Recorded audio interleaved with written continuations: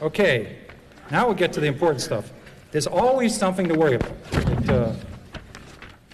This is the difference. This is what happens in the stock market. Because, see, everybody's got the brain power to do well in the stock market. The question is whether you have the stomach for it. That's the key organ in the body. There's always something to worry about. I went to school, grew up with a kid in the 50s. In the decade of the 50s, there's this big theory that the Depression was caused by a stock market crash. Totally wrong. Less than 1% of Americans owned stocks in '29. We had this big-time recession. In fact, it was a depression. It wasn't caused by the stock market. The economy went down, the Federal Reserve raised interest rates, and we had a big-time depression. In fact, we had several depressions like that from 1850 on. This was only one of about 8 depressions since 1850. But people thought the only reason we got out of the depression was World War II, and they said, once we get back, next time we have a recession, we're going to have a depression. And it's going to be a Great Depression. I never understood that adjective in front of depression. It ought to be crummy depression or bad depression, but it was always Great Depression. I never quite understood that one. So people weren't buying stocks in the 50s because they thought that another Great Depression was going to happen. In addition, people were very scared about nuclear warheads and nuclear war in the 50s. People were building fallout shelters, stocking with canned goods. There's something about going to Vermont, building a fallout shelter, putting canned goods in it, that you don't buy Minnesota Mining or you don't buy Eastman Kodak. I mean, the syllogism just doesn't work out that you're buying lots of water, buying a shotgun, buying frozen food that will stay in the freezer with your own generator, and you're looking at growth stocks. Doesn't seem to work out that way, you know. And I remember in the 50s, I remember literally in classes, I was in elementary school in the 50s, and they would come in, they'd have one of these air raid drills. Somebody with a yellow hat would come in, they'd blow a whistle, and you'd get under your desk. Even then I said, I don't think this is going to do a lot of good, you know. But people were worried about a depression in nuclear war in the 50s. And then, the warheads, they couldn't do much damage back in the 50s. Now one of these Stan countries, you know these Kakistan and Kazakhstan, all these Stan guys that have spun off these Friedman building spin-offs from the Soviet Union, they didn't lead it. There was a co-deal with somebody else, like Goldman Sachs, and they were on the left side, though. Every one of these little countries has enough warheads to blow the world up 88 times. Who's built a fallout shelter there? You know, we stopped worrying about it. There's always something to worry about. In the 50s, it was depression and nuclear war. The 50s was the best decade this century for the stock market, except for the 80s. Only slightly better. The 80s were only slightly better. People didn't expect a lot. We had it wasn't a great decade. They just didn't expect much. We made it through. And the stock market was terrific. Do you remember when oil went from 4 to 40? Remember that? Remember that period? Oil went from 4 to 40, and the experts said it was going to go to 100, and all the countries of the world were going to go bankrupt. And then the big banks are going to go bankrupt, and we're going to have a Great Depression, and the stock market's going down, and you're going to wind up selling pencils and apples. You know, I remember when oil went from 4 to 40, and the experts said it was going to go to 100. Within 2 years, oil was at 14.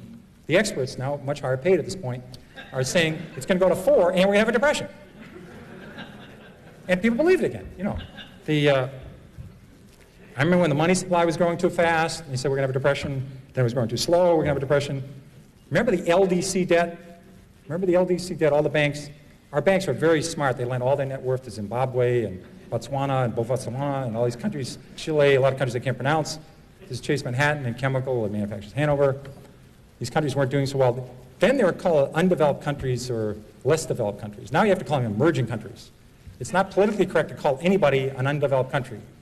It's like I just found out the other day the term for somebody that's overweight is laterally challenged. You have to say something laterally challenged. But these were LDC debt. They were all going to go bankrupt, and we're going to have a depression. Then the Mideast was going on in the world. Remember that one? The Mideast was going on in the world. They weren't going to buy our bonds, and the market crashed, and we're going to have a depression. Then Japan was going on in the world. Remember that one? Japan was going to have all the assets, and they weren't going to buy our bonds, and we're going to have a depression. Within 3 years, the Nikkei Dow had gone from 40,000 to 16,000.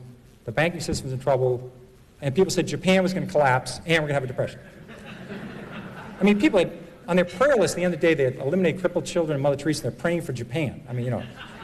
It's a country with a 15% savings rate. It's some bizarre. Commercial real estate, global warming. And I think as the older you get, the more nervous you get about these things.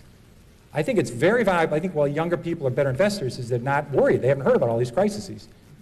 And they're with children. I think if you don't have any kids, you got to rent some kids for the weekend. Get a 7-year-old and ask him if he knows about the money supply, you know, how fast it's growing. Ask him if he knows about the shape of the yield curve is the wrong shape of the yield curve. Or that we're 48.3 months into the economic recovery and the average recovery lasts 52.3 months. You know, ask an 8-year-old if they know about that. 8-year-olds have a very high expectation about the next 20 years. That's what you need to do. The more you get away from 8-year-olds, the more you get away from 11-year-olds, the more you start reading these crazy things you read over the weekend. In fact, from 1955 to 1985, the stock market went up a grand total of 1,000 points, but it was down 800 on Mondays.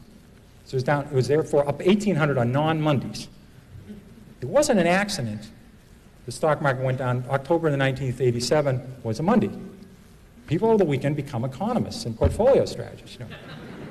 I mean, they're a bull if they take their lunch on the way to work. You know, in fact, I knew very well the market was going to go down in October of 87.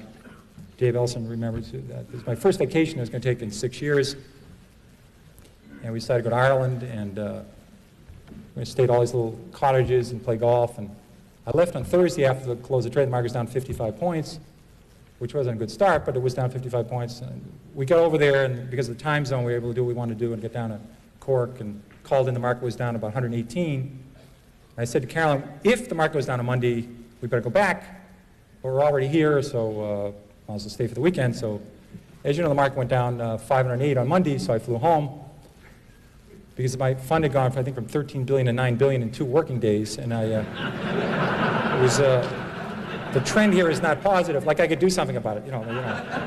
But there's something when they called, they wanted to say, well, what's Lynch doing right now? Well, he's on the 10th hole. He's even part of the front 9, but you know, he's in a trap right now. This could be a double bogey. This could be a quadruple bogey right here. Could blow the entire front 9 right here. You know, this is not what they wanted to hear. You know,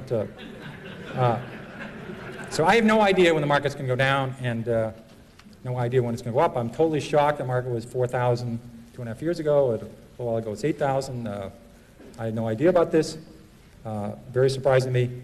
But I'll guarantee you the market will be a lot higher in 15 years. It'll be a lot higher in 25 years. What it's going to do in the next 1 or 2 years, I don't have any idea. And if somebody in this room knows about it, they're not telling anybody. Or they're not in this room. They're down in Palm Springs somewhere. You know, they've made $1 billion. Or if they know anything about interest rates. Because in interest rates, if you can be right 5 times in a row in 10 grand, you can have $2 billion. There's not that many people with $2 billion. There's a lot of people predicting interest rates. Did you ever think about that one? Just 5 times right in a row in 10 grand, $2 billion. If you're right 7 times in a row, you can have the GNP of, the United Kingdom. You know, it's a big number. So I don't worry about that. I know we've had 96 years a century, and the market's fallen 53 times. We've had 53 declines of 10% or more. So 53 declines in 96 years. Once every 2 years, we have a 10% decline. Of the 53 declines, 15 have been 25% or more. So 15 in 96 years, about once every 6 years, the market falls 25% or more. That's what we call a bear market, you know that. And it's going to happen. I don't care when it's going to happen. I would love to know. Obviously, it would be very useful to know when it's going to happen. It doesn't make a difference to me. Corporate profits will be a lot higher 8 years from now, a lot higher 16 years from now, a lot higher 30 years from now. That's what I deal with. And I'll be glad to answer your questions. It's great. Enjoyed it. And I want to start the questions.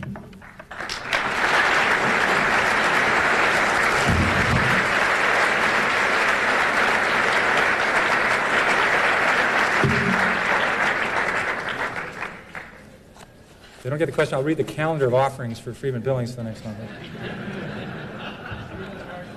Okay. Do you like international stocks? The question is, I found I was better overseas than I was domestically because there's just less coverage. There's less people following these companies. So I think my big theory, and I think it's valid, if you look at 10 companies, you'll find one that's mispriced. If you look at 20, you'll find 2. If you look at 100, you'll find 10.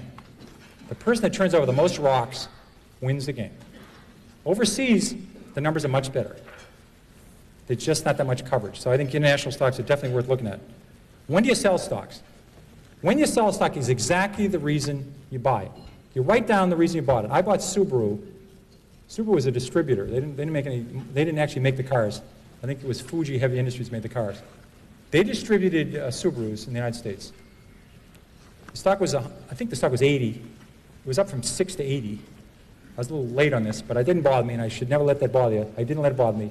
They had $40 a share in cash. They had a very low-priced car. It was well-liked. And it did well for about 5 or 6 years, and I think the stock went from 80 to 320. The reason I sold Subaru, thank you.